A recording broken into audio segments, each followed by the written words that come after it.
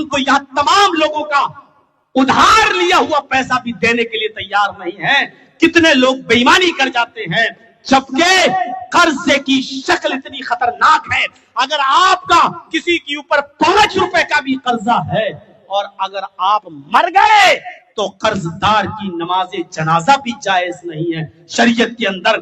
جب تک اس قرض دار کے لیے جنازے کے فیلڈ میں جنازے کی نماز کے وقت اس کا بھائی یا اس کا بیٹا یا اس کا رشتہ دار کھڑے ہو کر نماز جنازہ سے پہلے یہ نہیں کہے گا کہ ہاں میں اپنے بھائی کا اتنا روپے کا قرضہ ادا میں کر دوں گا، تب تک اس کی نماز جنازہ جائز نہیں ہے.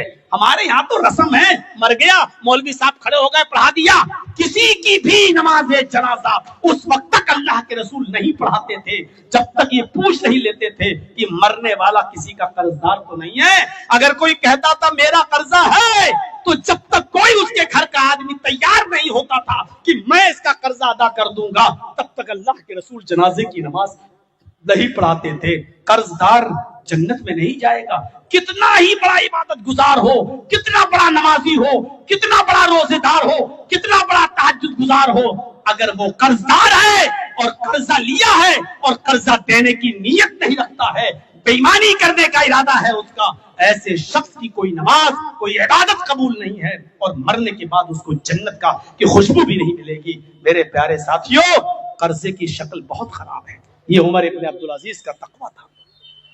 ہم کہاں ہیں؟ ہم سوچیں ہم کیا کما رہے ہیں؟ ہمارے کسب معاش کیسا ہے؟ ہماری روزی کیسی ہے؟